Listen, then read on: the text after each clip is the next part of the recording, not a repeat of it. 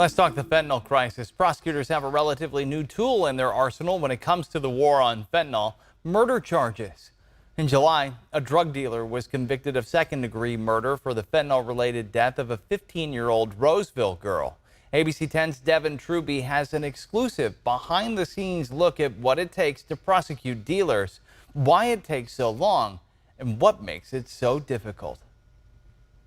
We've been bringing you fentanyl stories for years now, showing you pictures like this of drug seized, talking about the latest trends, such as rainbow fentanyl that you see here, and taking you inside the courtroom as more dealers start to face murder charges. And now, everything it takes to make these cases. Fentanyl. In hospitals, it's a synthetic opioid used by doctors to treat pain or as an anesthetic. On the streets, it's one of the country's #1 killers and is a leading cause of death in people under the age of 45. A baby almost died this week from fentanyl poisoning, killing twice as many young people as COVID-19 did at the height of the pandemic.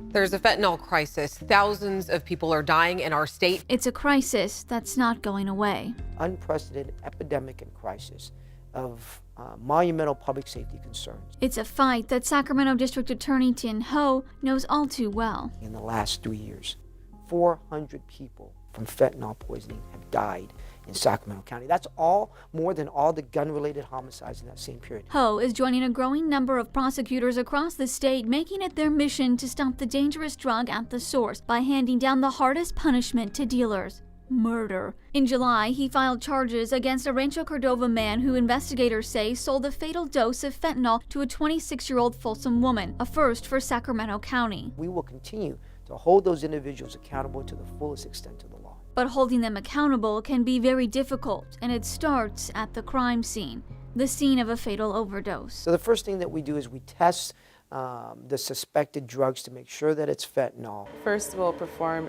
a color test. Danny Gray is one of the many criminalists at the District Attorney's Crime Lab who will perform the tests. When I first started this job, the majority of my cases were methamphetamine. Or as we've gone on, especially since the pandemic, it seems like almost every other case had fentanyl. She cuts into the sealed evidence and gets to work. On this white powder material and these wells, the expected color would be a faint orange.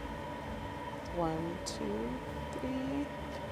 See that orange color there? Gray showed us the wide range of items that come in for testing, from a kilo of fentanyl. Lethal doses is 500,000 lethal doses of fentanyl within this 1,000 grams.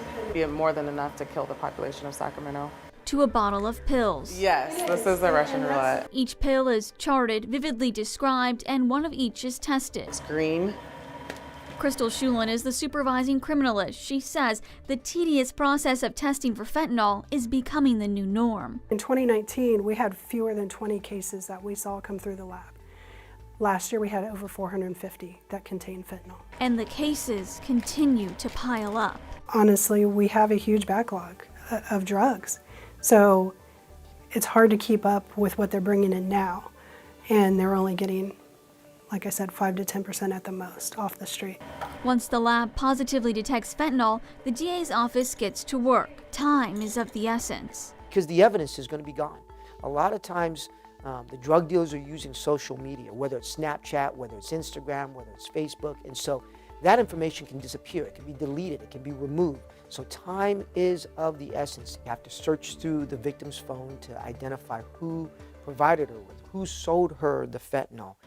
The #1 goal of the DA's office when it comes to processing evidence is to prove intent. Prove that the person who gave the drugs to the victim knew what they were doing. We have to show actual knowledge that they're selling fentanyl and knowledge that they know that it is dangerous. So those two elements are sometimes difficult to prove. The key, Ho says, is to prosecute fentanyl cases like they would a DUI. State law requires a judge to warn people convicted of driving under the influence that they're endangering lives. And if they continue down this path and kill someone, they could face a harsher punishment.